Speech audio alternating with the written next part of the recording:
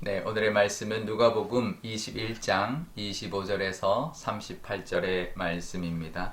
1월 성신에는 징조가 있겠고 땅에서는 민족들이 바다와 파도의 성난 소리로 인하여 혼란한 중에 공고하리라.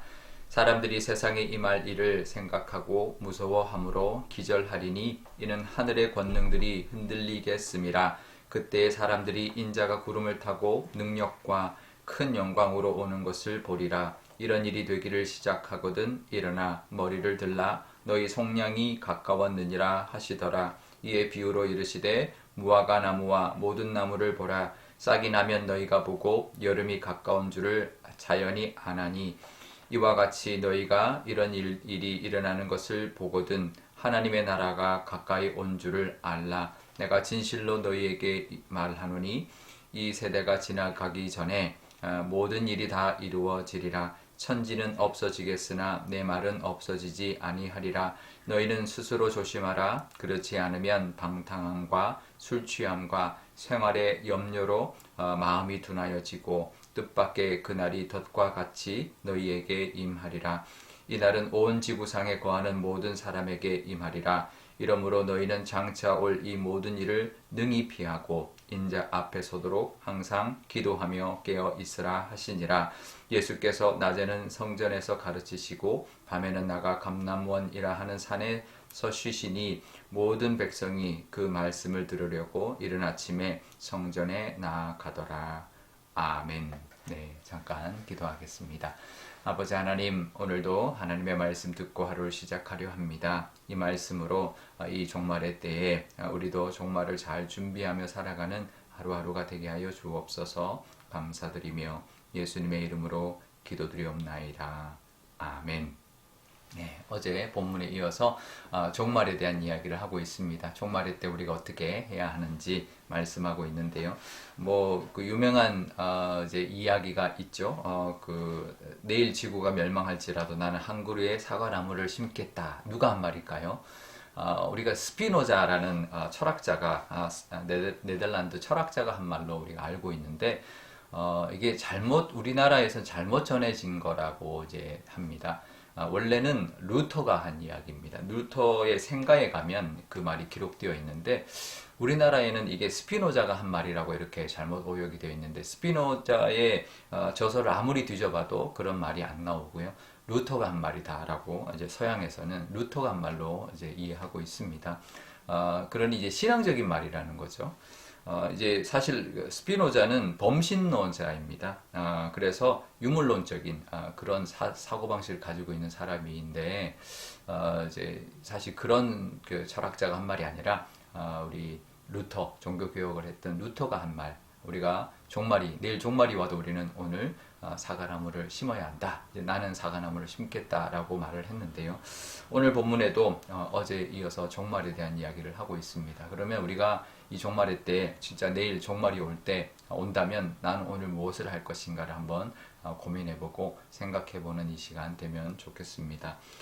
오늘도 이 말씀에 보면 예루살렘의 멸망과 이제 범지구적인 우주적인 종말을 함께 겹쳐서 이야기하고 있습니다. 이게 이제 만원경적인 효과라고 하는데 여기서 보면 앞산과 뒷산이 이렇게 같이 겹쳐서 보이죠. 이제 그와 같은 종말에 대한 예언이 그 당시 예루살렘의 멸망과 또 온 우주의 멸망을 함께 이렇게 겹쳐서 이제 이야기하고 있는데요. 그러니 32절에 이 세대가 가기 전에 모든 일이 이루어지리라. 이게 그 당시 사람들은 예수님이 다시 오시고 온 세상에 종말이 올 거다라는 생각을 했지만 그게 아니다라는 거죠. 지금 이 32절의 말씀은 예루살렘의 종말, 이 세대가 가기 전에 예루살렘의 종말이 왔기 때문이죠. 근데 이제 우리 오늘 본문에 보면 이제 우리 보면 뭐라고 이야기하냐면 예루살렘의 그 종말, 그 목적이 심판의 때라고 말을 하지만 분명히 징벌의 날이라고 말하지만 그건 종말인데 종말이 그 분명히 심판이긴 하지만 이 종말에 대한 예언을 하는 목적은 뭐냐면 심판과 종말을 그냥 단순히 전하는 게 아닙니다. 28절에 보면 속량의 날이 가까웠다라는 것을 알아라라는 거죠. 그거는 결국은 심판의 날이 결국은 징벌의 날이 결국 속량의 날이 되어야 한다라는 거죠. 예언의 목적은 그 심판이 아니라 징벌을 면하는 속량을 붙들어라라는 것이 예언의 목적이죠. 심판이 아니라 구원이 목적이다라는 것을 알아야 합니다. 물론 마지막 때에는 심판이 있지만 그것을 예언하는 이유는 분명히 구원하기 위하여 속량받게 하기 위한 예언이다라는 것을 우리가 알아야 되는데요. 그래서 많은 징조가 있죠. 1월 성신의 징조가 있다. 그러니까 온 우주 만물, 우리가 뭐 해와 달과 모든 징조가 있고 누가 봐도 이 지금 종말이 때다라는 걸 알게 되지만 사실은 준비하는 것 쉽지 않다라고 말합니다. 그러면 우리는 이 종말의 때 어떻게 살아야 하느냐? 오늘 말씀해 보면 이제 두 가지를 말합니다. 34절에는 하지 말아야 될 것을 말합니다. 방탕하고 술 취함을 하지 말고 또 생활의 염려를 하지 말아라 라고 말을 합니다. 이게 결국은 그 결과로 마음이 둔하여져서 그걸 통해서 마음이 둔해지기 때문에 종말에 오는 것을 잘 이제 우리가 느끼지 못하고 둔감하게 해지다 보면 결국은 우리도 결국 사망, 멸망, 이제 종말에 어떤 해를 입게 된다라는 것입니다. 방탕과 술 취함, 이제 세상 사람들의 모습이죠. 물론 누가 방탕하게 사느냐, 누가 맨날 술 취해 있냐라고 하지만 이건 하나의 상징적인 표현입니다. 사람들이 먹고 살고 이 땅이 전부인 것처럼 살아가는 모습이 결국은 방탕하고 어디에 취해 있어서 살아가는 모습이죠. 그러니까 우리는 그렇지 않다. 우리는 술 취하지도 않고 방탕하지 않습니다라고 말하지만 우리도 얼마든지 이 땅의 종말에 대해서 민감하게 여기지 않고 살아가다 보면 중요하지 않은 것에 허비하게 되고 정말 우리가 붙들어야 되는 것을 붙들지 못하고 살아가는 모습, 그런 모습이 마치 이제 방탕하고 술 취한 모습처럼 살아가는 것이죠. 그리고 또 하나의 모습은 염려하는 모습입니다. 우리가 염려하면서 살아가죠. 이 세상 걱정이죠. 이 세상 살아가면서 건강 걱정, 물질의 걱정, 여러 가지의 걱정들을 하고 살아가는데요.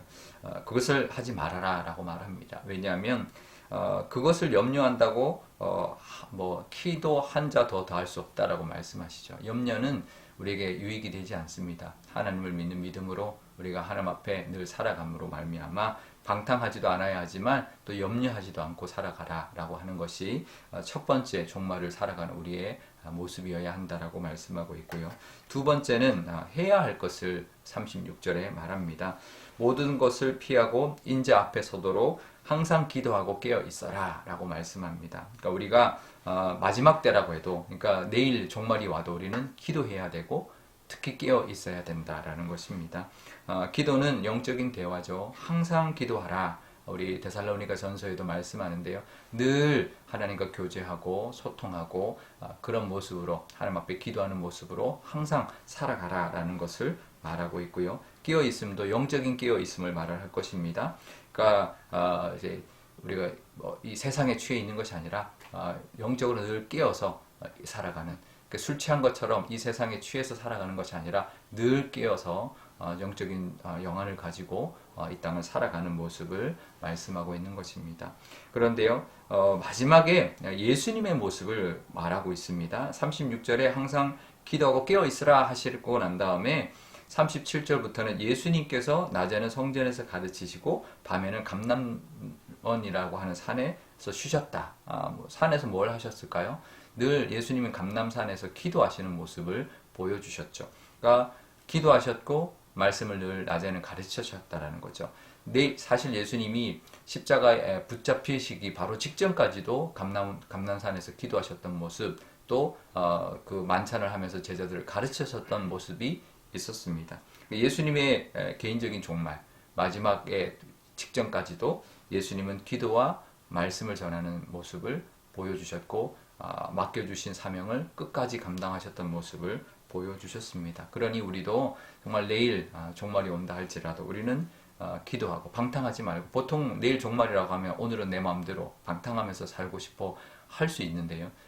그게 아니라 기도하고 늘 깨어 있는 모습, 그래서 우리가 예수님을 닮아가고 예수님처럼 살아가는 우리가 되어야 할 것입니다. 왜 그럴까요? 종말이 끝이 아니기 때문에 그렇죠. 우리는 종말이 끝이 아닙니다. 시작입니다. 그러니 우리는 예수님 앞에 섰을 때 좋게 평가받고 또 인정받는 그런 믿음의 사람의 모습으로 또 오늘 하루도 살아가야 할 것입니다.